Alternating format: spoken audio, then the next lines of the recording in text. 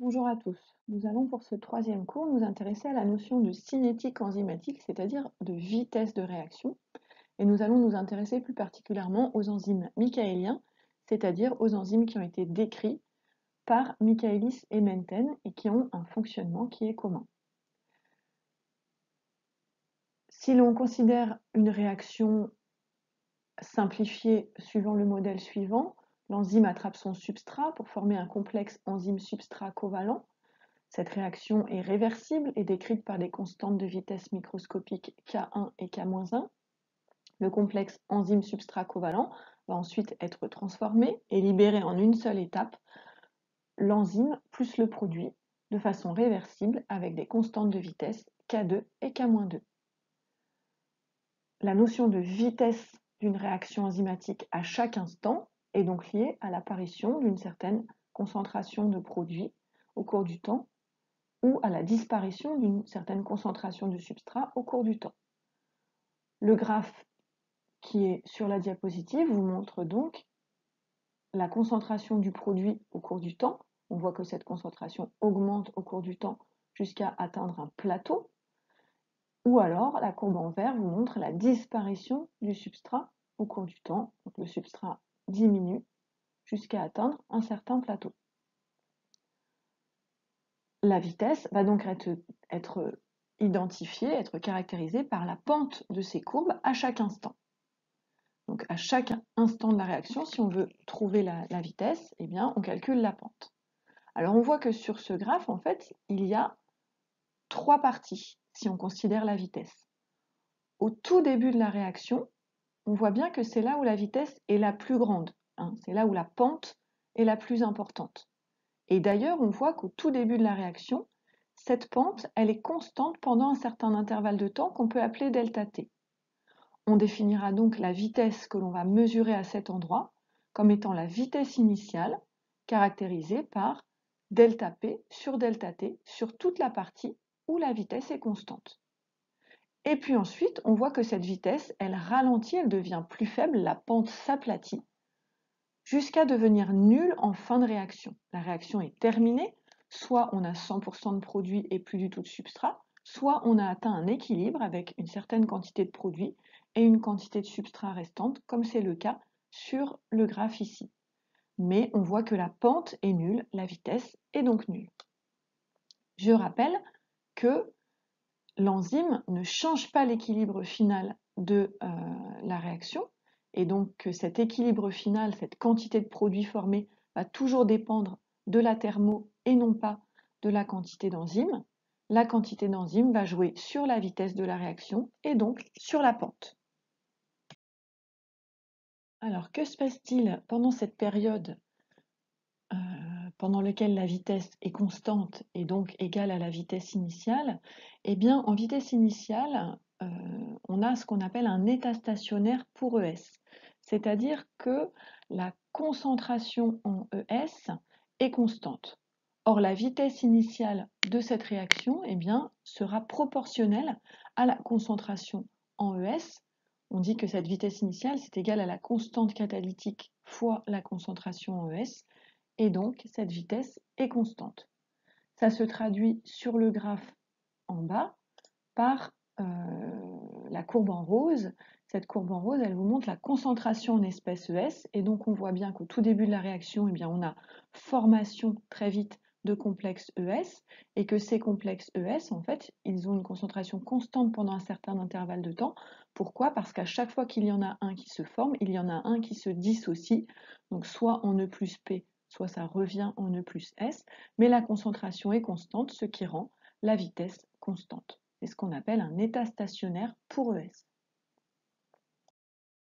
Alors j'ai bien expliqué que la vitesse initiale, c'était le moment en début de réaction où la vitesse était la plus grande. Je dis exprès la plus grande parce qu'il ne faut pas confondre avec la notion de vitesse maximale. La vitesse maximale, c'est un autre concept, c'est la vitesse initiale, c'est une vitesse initiale, mais c'est une vitesse initiale obtenue pour une concentration donnée d'enzymes à saturation en substrat. Si vous regardez le graphe de gauche, qui représente donc l'apparition du produit au cours du temps, on va donc retrouver l'allure du graphe que nous avons vu à la diapositive précédente, c'est-à-dire un graphe hyperbolique, une vitesse qui est importante au début, c'est la pente en début de réaction, et puis la vitesse ralentie et devient nulle en fin de réaction et on obtient un plateau. Et évidemment, si on regarde pour des quantités croissantes de substrat, eh bien, on s'aperçoit de deux choses. Si vous comparez la courbe S1, S2, S3, S4, vous voyez deux choses qui augmentent. Lorsque l'on met plus de substrat, eh bien, on voit que la pente en début de réaction, V1 est plus petit que V2, qui est plus petit que V3. Donc, plus on met de substrat, plus la vitesse initiale augmente. Et on voit aussi que le plateau en fin de réaction est plus élevé, c'est normal, on a mis plus de substrat au début, on retrouve plus de produits à la fin. Par contre, regardez si on s'intéresse aux courbes S4, S5, S6, on voit qu'à partir d'un certain moment, on a beau rajouter du substrat, certes on a toujours plus de produits en fin de réaction, le plateau est toujours plus élevé, mais si vous regardez le début de la courbe, les vitesses, V4, V5, V6, eh bien, elles sont confondues, c'est toutes les mêmes. Et c'est ça qu'on appelle une vitesse maximale, c'est-à-dire qu'on aura beau mettre plus de substrat, la vitesse ne va pas augmenter. Pourquoi? Parce que l'enzyme est saturée. Il y a déjà un maximum de complexes enzyme-substrat. Toutes les enzymes sont sous forme enzyme-substrat et on ne peut donc pas en constituer plus. Or, comme on a dit que la vitesse initiale était proportionnelle à la concentration en enzyme substrat, eh bien, la vitesse initiale ne peut pas être plus grande. C'est donc ça qu'on appelle une Vmax. Donc la Vmax est bien la vitesse initiale de la réaction à saturation en substrat. Lorsque l'on va reporter toutes ces vitesses, V1, V2, V3, Vm, sur un graphe, en fonction cette fois non plus du temps, mais de la concentration en substrat, c'est ce que vous voyez sur le graphe de droite, eh bien on va obtenir ce qu'on appelle une courbe de saturation ou une courbe de Michaelis. On va obtenir un plateau et ce plateau tendra vers cette fameuse Vmax, c'est-à-dire vitesse à saturation en substrat. J'attire votre attention sur le fait que l'allure des courbes P en fonction du temps ou V en fonction de S est la même, ces courbes se ressemblent, mais ne les confondez pas, elles n'ont rien à voir les unes avec les autres et on ne les exploite pas de la même manière. Donc on ne parlera de saturation que sur la courbe V en fonction de S. Dans la courbe P en fonction du temps, le plateau correspond à l'équilibre ou à la fin de la réaction. Si maintenant on choisit de fixer la concentration en substrat, mais d'augmenter la concentration en enzyme, eh bien, on va obtenir le tracé de gauche sur la courbe P en fonction du temps. Si on met toujours autant de substrat, le plateau de la fin va être toujours le même puisqu'on aura toujours la même quantité de produits formés. Par contre, si l'on met de plus en plus d'enzymes, eh bien, ça ira de plus en plus vite en début de réaction et donc on va avoir des vitesses V1, V2, V3 qui vont être de plus en plus grandes. Donc on va avoir une différence de pente en début de réaction et un plateau qui va être le même à la fin puisqu'on atteint toujours le même équilibre, quelle que soit la quantité de catalyseur. C'est la définition d'un catalyseur, il change la vitesse, mais il ne change pas l'équilibre de fin de réaction. Si vous reportez donc ces vitesses en fonction de la concentration d'enzymes cette fois, eh bien vous allez obtenir une droite. Il n'y aura pas de saturation car dans l'absolu, on met quand même toujours beaucoup plus de substrat que d'enzymes. C'est Michaelis et Menten qui ont décrit en 1913 un modèle mathématique pour caractériser la cinétique des enzymes qui font la réaction de la manière suivante. L'enzyme attrape son substrat, se lie à ce substrat de façon covalente avec des constantes de vitesse K1 et K-1, et puis ce complexe covalent ES va se transformer en une seule étape, en E plus produit, avec des constantes de vitesse K2 et K-2. La vitesse de la réaction ne va dépendre que de la concentration en ES, puisque la vitesse de la réaction, ça va être la vitesse d'apparition du produit. Et cette vitesse d'apparition du produit va dépendre de la transformation de ES en E plus P, puisque l'étape ES donne E plus P et l'étape limitante. La vitesse de cette réaction, c'est donc K2 fois ES. K2 est aussi appelée constante catalytique de la réaction. Le modèle de Michaelis et Menten est également appelé modèle de l'état stationnaire puisque, comme on l'a vu dans les premières diapositives, la concentration en espèce ES est constante en début de réaction car on se trouve à l'état stationnaire. En effet, il y a autant de complexes ES formés que de complexes ES dissociés, donc la concentration en ES est constante pendant un certain intervalle de temps au début de la réaction. C'est pendant ce temps-là que la vitesse est constante et donc appelée vitesse initiale. Donc, si la vitesse est constante pendant que ES est constant, c'est donc bien que c'est l'étape de transformation de ES en E plus P qui est l'étape limitante. La vitesse est donc égale à K2 fois la concentration en ES ou K4 fois la concentration en ES. La vitesse maximale, c'est-à-dire cette vitesse initiale particulière pendant laquelle l'enzyme est saturée en substrat, sera donc égale à K4 fois E0, c'est-à-dire la quantité totale d'enzymes que l'on a mis, c'est-à-dire qu'on suppose que chaque enzyme est complexée à un substrat. La quantité de P en début de réaction est négligeable puisqu'il y a encore très peu de produits formés et donc on peut également considérer que la constante K-2 va être négligeable, en début de réaction seulement bien sûr. Deuxième chose, dans les modèles que l'on va utiliser par la suite, on va pouvoir écrire que la concentration en substrat total, qu'on appelle aussi S0, va être égale à la quantité de substrat libre plus la quantité de substrat complexé à l'enzyme, donc ES, plus la quantité de substrat qui a été transformé en produit, donc concentration en P. La quantité totale d'enzymes, elle, est égale à la quantité d'enzymes libres plus la quantité d'enzymes complexées au substrat, donc sous forme ES. Pendant l'état stationnaire, c'est-à-dire en vitesse initiale, au début de la réaction, nous avons donc vu que la concentration en ES était constante. Ce qui veut donc dire que les variations de cette concentration sur le temps sont nulles. D2ES sur dt égale à 0. Il n'y a pas de variation de la concentration en ES au cours du temps pendant cet intervalle de temps-là. Ça veut donc dire également que la vitesse de formation de ES est égale à sa vitesse de dissociation. Or, quelles sont les réactions qui conduisent à la formation de ES? Eh bien, si on néglige l'étape K-2, puisqu'on a dit qu'en début de réaction, il y avait très peu de produits, donc K-2 était négligeable. Il n'y a qu'une seule étape qui conduit à la formation de ES, c'est l'étape K1. Et donc, selon l'écriture d'une vitesse avec sa constante de vitesse, la vitesse de formation de ES sera donc égale à K1 fois la concentration en enzyme fois la concentration en S. La dissociation de ES va se faire selon deux réactions possibles, soit par K2 transformation en E plus P, soit on revient à E plus S avec une constante de vitesse K-1. Et donc, selon l'écriture de la vitesse avec les constantes microscopiques de vitesse, eh bien, cette vitesse de dissociation sera égale à K-1 plus K2 fois ES. Et donc la différence entre ces deux vitesses doit être nulle puisque la vitesse de formation doit être égale à la vitesse de dissociation.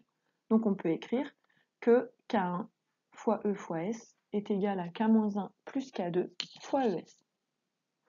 Nous allons donc poursuivre la démonstration. Donc nous reprenons la dernière ligne de la diapositive précédente. On avait dit que la vitesse de formation de ES, K1 fois E fois S, est égale à sa vitesse de dissociation, K-1 plus K2 fois ES. Nous allons remplacer dans la première ligne la concentration en enzyme libre par concentration en enzyme libre est égale à concentration en enzyme totale moins concentration en espèce ES. Ensuite, à la troisième ligne, eh bien ça c'est simplement développé. On va avoir K1 fois E0 fois S moins K1 fois ES fois S. Et à la quatrième ligne, on va passer à droite le terme qui contient ES, de telle sorte, à la 5e ligne, à pouvoir mettre ES en facteur à droite. Je vous conseille de prendre le temps de refaire cette démonstration tout seul avec un crayon de papier sur du brouillon, de telle sorte à bien la comprendre. Nous avons donc ici repris en haut la dernière équation à laquelle on était arrivé à la diapositive précédente, c'est-à-dire K1 fois E0 fois S d'un côté est égal à K1S plus K-1 plus K2 fois ES. On souhaite obtenir ES tout seul d'un côté, puisque la vitesse sera proportionnelle, on l'a dit, hein, la vitesse c'est K2 fois ES, donc ce qu'on cherche à avoir, c'est ES tout seul. Donc on va diviser le terme de gauche par le dénominateur du terme de droite, et donc obtenir ES égale K1 fois E0 fois S sur K1S plus K-1 plus K2. Et on va diviser tout ça, le haut et le bas, par K1 pour obtenir ES égale E0 fois S sur S plus K-1 plus K2 sur K1.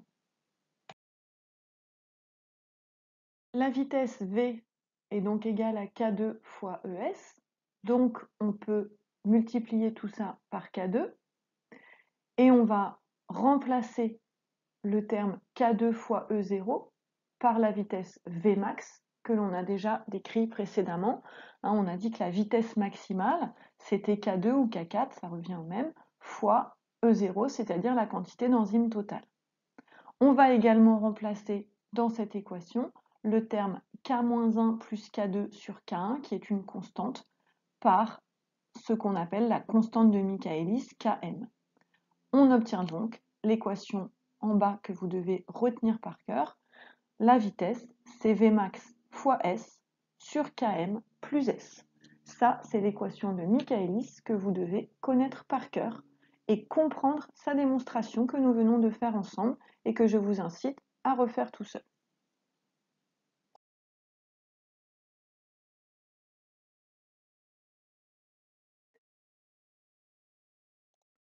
Cette équation de Michaelis caractérise la courbe V en fonction de S que nous avons déjà vue précédemment et dont nous avons vu qu'on l'obtenait en reportant les vitesses initiales en fonction de différentes concentrations au substrat.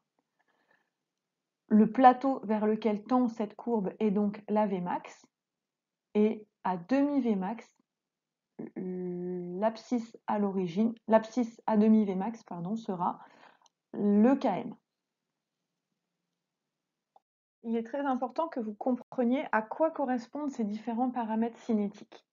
Si on reprend le schéma du modèle de Michaelis et Menten, vous vous souvenez, E plus S donnait ES avec des constantes K1 et K-1. Donc finalement, K1 et K-1 vont représenter les constantes de vitesse qui caractérisent l'étape de fixation du substrat sur l'enzyme, donc l'étape d'affinité. Et puis ce complexe enzyme-substrat va être transformé en E plus P, et là il s'agit de la capacité de l'enzyme à transformer, donc de son efficacité catalytique.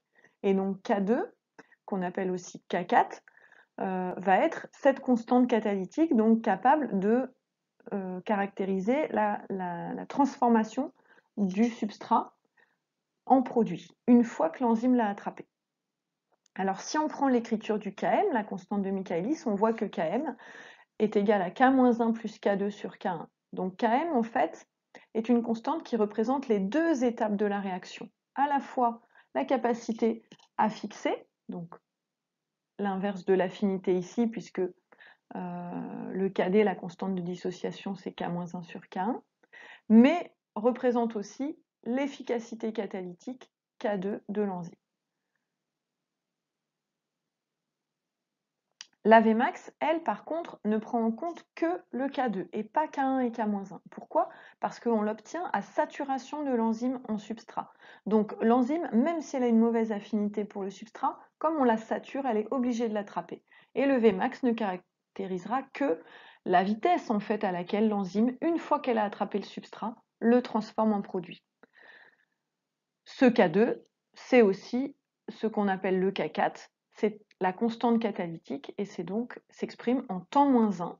C'est ce qu'on appelle également le nombre de turnover, c'est-à-dire le nombre de substrats qui vont être convertis en produits par une seule enzyme et par unité de temps dans les conditions de saturation de l'enzyme par le substrat. Et donc plus le K4 est élevé, plus ça veut dire que l'enzyme est efficace. On peut diviser le K4 par le Km pour obtenir la constante de spécificité qui va vraiment représenter l'efficacité globale de l'enzyme. Et on atteindra la perfection cinétique lorsque ce coefficient se rapproche de 10 puissance 8, 10 puissance 9, molaire moins 1, seconde moins 1. Vous trouverez ici quelques exemples d'enzymes qui atteignent la perfection cinétique.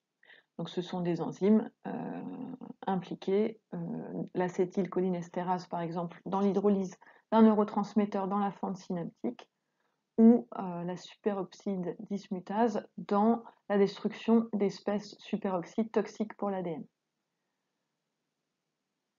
Ces enzymes, en général, utilisent différents types d'effets pour être très actives, très rapides, et notamment certaines d'entre elles utilisent ce qu'on appelle l'effet Circé, c'est-à-dire des forces attractives qui vont attirer le substrat dans un site où il va subir une transformation. Et donc, avec l'idée d'un ajustement de l'enzyme autour du substrat pour accélérer la vitesse, d'où le nom de Circé, déesse de la mythologie grecque, qui transformait les hommes en cochons. Donc, lorsque l'on a tracé la courbe de saturation, la courbe de Michaelis, eh bien, on cherche à déterminer les paramètres cinétiques de l'enzyme, donc le Km et la Vmax. Alors, on peut utiliser la méthode directe, c'est-à-dire la lecture directe sur le graphe, seulement si on a vraiment atteint le plateau. Donc si on a un beau plateau avec plusieurs points alignés, on peut tracer le Vmax et le Km selon les modalités que nous avons décrites précédemment. Ou alors on peut utiliser un outil informatique qui va prédire le plateau. Cette méthode, lorsqu'on dispose d'un outil informatique, est en effet précise et assez utilisée. Par contre, en TD ou lors des contrôles, si les points n'atteignent pas le plateau, vous ne devez pas utiliser le dernier point pour extrapoler la Vmax. Il faudra pour ça utiliser des méthodes de linéarisation que nous allons voir maintenant. La première méthode de linéarisation, c'est la méthode de Lineweaver et Burke. Elle a permis on transforme en fait V en 1 sur V, et donc ça va nous donner l'équation d'une droite qui va donner 1 sur V égale Km sur Vmax fois 1 sur S plus 1 sur Vmax. Donc en fait, on a fait l'inverse de l'équation de Michaelis, V égale Vmax S sur Km plus S, on l'inverse et ça nous donne ça. C'est l'équation d'une droite, donc la pente de cette droite sera égale à Km sur Vmax. L'ordonnée à l'origine sera égale à 1 sur Vmax et l'abscisse à l'origine à moins 1 sur Km. Cette méthode, c'est la plus ancienne, mais elle est peu précise. Pourquoi? Parce que la plupart des points seront regroupés près de l'axe des abscisses et vont donner donc une grande imprécision dans le tracé de la droite et donc notamment une grande imprécision sur la valeur du Km. Et donc, nous vous conseillons d'utiliser plutôt la méthode suivante. La méthode que nous vous conseillons d'utiliser, c'est la méthode de Eddie-Hofstee qui transforme l'équation de Michaelis en V vitesse initiale égale moins Km fois V sur S plus Vmax. Donc on va représenter V en fonction de V sur S. La pente sera égale à moins Km et l'ordonnée à l'origine sera égale à Vmax. L'abscisse à l'origine sera égale à Vm sur Km. Cette méthode est simple et assez précise et elle est très intéressante quand on cherche à connaître la nature d'un inhibiteur. Donc nous y reviendrons plus tard. La méthode de Hens-Wolf peut être également utilisée, mais elle est peu utilisée aujourd'hui. Donc je la cite, mais je ne vous demande pas de la retenir. Il s'agit de tracer S sur V en fonction de S. Une autre méthode qui sera faite avec vous en TD est la méthode de Cornish-Bowden. Il s'agit d'une méthode directe puisque pour chaque point de la courbe de saturation, vous allez reporter donc en abscisse et en ordonnée V et S et relier ces deux points. Toutes les courbes vont converger vers un point qui sera d'abscisse moins Km et d'ordonnée Vmax. Cette méthode est relativement simple, précise et très utilisée, mais vous devez faire attention à prévoir sur votre graphe de la place à gauche pour faire converger les points et de ne pas prendre une échelle trop étalée parce que sinon vous allez avoir un nuage de points plutôt qu'un point unique en point de convergence. Pour suivre le déroulement d'une réaction enzymatique, on utilise souvent la technique de spectrophotométrie. En effet, elle permet de suivre au cours du temps l'apparition d'un produit ou la disparition d'un substrat à condition que ceci soit coloré.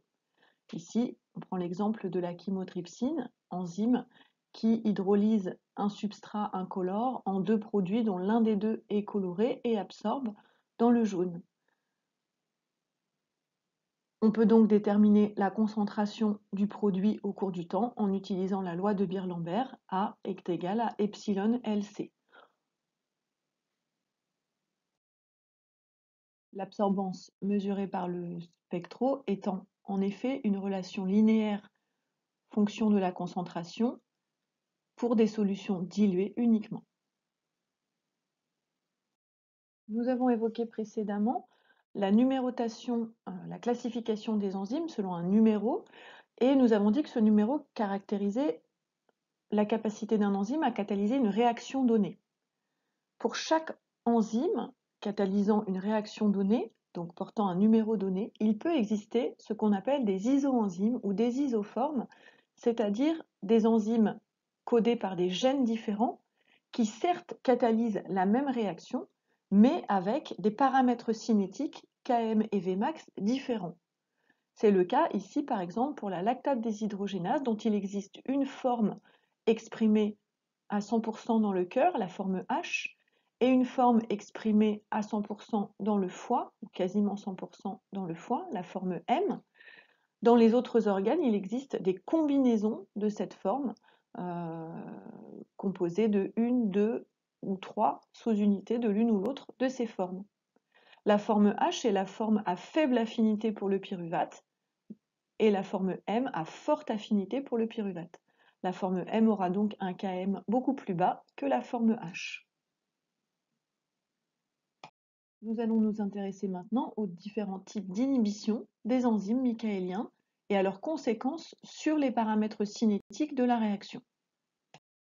Tout d'abord, intéressons-nous aux inhibitions par excès de produit, c'est-à-dire lorsque la réaction a atteint un certain degré d'avancement, eh bien, le produit s'accumule et K-2 ne peut plus être négligé.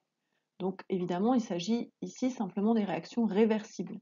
La vitesse de la réaction sera donc la somme de la vitesse de production de P et de la vitesse de disparition de P en S.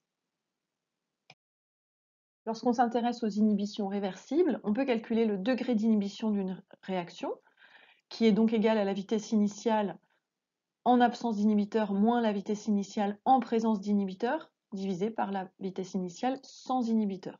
Tout ça, bien sûr, à concentration en substrat constante. La réaction se déroule en absence puis en présence d'inhibiteurs, on fait les deux réactions successives, et en présence d'inhibiteurs, on va pouvoir déterminer les paramètres cinétiques apparents, V'max et K'm, de la réaction en présence d'inhibiteurs.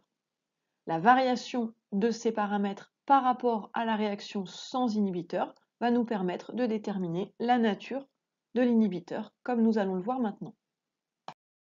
Il existe plusieurs types d'inhibiteurs réversibles qui ont des modes d'action différents. L'inhibiteur compétitif, comme on le voit dans le schéma B, va se fixer dans le site actif de l'enzyme parce qu'il possède une forme proche de celle du substrat. Cependant, il n'est pas catalysé par l'enzyme, il va donc bloquer le site actif, empêcher le substrat de s'y fixer et donc va perturber la catalyse. Nous voyons ensuite l'inhibiteur incompétitif. Celui-ci ne reconnaît que le complexe enzyme-substrat, donc va venir se fixer sur l'enzyme une fois qu'elle a fixé le substrat. Sa fixation sur l'enzyme, après la fixation du substrat, empêche la catalyse, et donc la catalyse n'ira pas plus loin. Le troisième type d'inhibiteur est ce qu'on appelle un inhibiteur mixte, et dans certains cas particuliers d'inhibition mixte, un inhibiteur non compétitif. Celui-ci peut se fixer sur l'enzyme de façon indépendante de celle du substrat, c'est-à-dire qu'il peut se fixer avant ou après le substrat, sur un site qui en général est éloigné du site actif, et sa fixation va empêcher la catalyse. Dans tous les cas, la fixation de l'inhibiteur se fait par liaison faible et est donc réversible. La quantité d'inhibiteurs utilisée va donc modifier significativement l'inhibition. Un grand nombre d'agents pharmacologiques sont des inhibiteurs enzymatiques. C'est le cas par exemple de l'ibuprofène qui est utilisé comme molécule anti-inflammatoire ou antidouleur. Eh bien, c'est un inhibiteur de la prostaglandine endoperoxydase synthase, c'est-à-dire une enzyme impliquée dans les processus inflammatoires. L'indinavir, utilisé dans les trithérapies, est lui un inhibiteur compétitif d'une protéase du VIH. Nous allons donc voir maintenant en quoi les inhibiteurs, en fonction de leur type, vont modifier les paramètres cinétiques Vmax et Km. Considérons d'abord le cas d'une inhibition compétitive. Dans le cas d'une inhibition compétitive, comme nous l'avons dit, l'inhibiteur peut se fixer à la place du substrat et donc on va avoir l'enzyme libre qui va fixer l'inhibiteur pour donner un complexe EI avec une constante d'inhibition KI qui va être égale à concentration en E fois concentration en I sur concentration en EI. Ce complexe EI n'ira pas plus loin puisqu'il ne pourra pas s'engager dans la catalyse. Dans le cas d'une inhibition compétitive, on voit donc bien que c'est la première étape de la réaction qui est affectée. Or, cette première étape, elle est caractérisée par les constantes de vitesse K1 et K-1, et on voit ici que l'étape caractérisée par K2, c'est-à-dire l'étape de transformation de ES en E plus P, n'est pas affectée par la présence de l'inhibiteur. L'enzyme, si elle parvient à attraper son substrat, pourra tout à fait normalement le transformer en produit. C'est donc uniquement le Km qui va être modifié puisque Km, je vous le rappelle, est égal à K-1 plus K1 sur K2. Donc tout ce qui va affecter la première étape, c'est-à-dire K1 et K-1, va affecter le Km. Ici, on aura donc un Km apparent qui sera égal à Km multiplié par 1 plus I sur Ki. I, c'est-à-dire concentration en I0. Donc ici, plus on met d'inhibiteurs, eh bien plus le Km va augmenter. Donc le Km apparent sera plus grand que le Km, ce qui est caractéristique d'une mauvaise affinité. A l'inverse, le Vmax, qui est égal à K2 fois E total, eh bien, ne sera pas modifié dans le cas d'une inhibition compétitive, puisque lorsque l'on parvient à saturer l'enzyme en substrat, eh bien, sa Vmax, sa vitesse n'est pas modifiée, donc sa Vmax est la même. Considérons maintenant le cas d'une inhibition incompétitive. Il s'agit d'un inhibiteur capable de reconnaître uniquement le complexe ES et non pas l'enzyme libre. On va donc avoir ES plus I donne un complexe ESI de façon réversible, caractérisé par une constante d'inhibition K'I. ES, s'il n'a pas fixé l'inhibiteur, pourra donner E plus P, ou alors, s'il fixe l'inhibiteur, pourra donner ESI. On voit donc bien ici que ce sont les deux étapes de la réaction qui vont être perturbées. La fixation de l'inhibiteur sur ES va perturber à la fois la première étape de fixation du substrat, mais également l'étape de transformation de ES en E plus P. On aura donc les deux paramètres Km et Vm qui vont être modifiés. Tous les deux vont être divisés par le facteur 1 plus concentration en I sur K'I. K'I étant égal à la concentration de ES fois la concentration de I sur la concentration en ESI. Par contre, on voit bien ici que dans ce type d'inhibition, puisque les deux paramètres sont modifiés, sont divisés par le facteur 1 plus I sur K'I, eh bien on voit bien que le rapport des deux Vmax sur Km est inchangé. Donc V'max sur K'm est égal à Vmax sur Km. Enfin, dernier type d'inhibition, c'est ce qu'on appelle l'inhibition mixte, parce qu'on comprend bien qu'il s'agit ici d'un mix des deux inhibitions précédentes. En effet, l'inhibiteur peut se fixer soit sur l'enzyme libre, soit sur le complexe enzyme-substrat. Et le substrat peut venir se fixer, lui, à son tour, après l'inhibiteur. On aura donc les constantes Ki qui va décrire le premier équilibre, E plus I donne EI, et la constante K'I qui pourra décrire le deuxième équilibre, ES plus I donne ESI.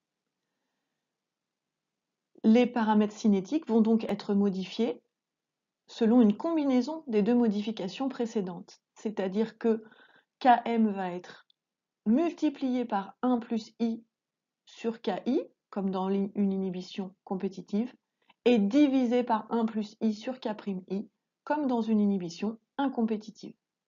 Le Vmax va être divisé par 1 plus I sur K'I, comme dans une inhibition incompétitive, puisque de toute façon, il n'est pas affecté lors de l'inhibition compétitive. Donc ici, on a quelque chose qui paraît un petit peu compliqué comme écriture, mais attention, il existe un cas particulier. En effet, imaginons que l'inhibiteur fixe avec la même affinité l'enzyme libre ou le complexe enzyme-substrat. Ça voudra dire que Ki est égal à K'I. Dans ce cas-là, les deux termes qui modifient le Km s'annulent et K'M égale Km. Donc, lorsque dans une inhibition, le Km est inchangé, eh bien, il s'agit du cas particulier d'une inhibition mixte non compétitive où l'inhibiteur a autant d'affinité pour l'enzyme libre que pour ES.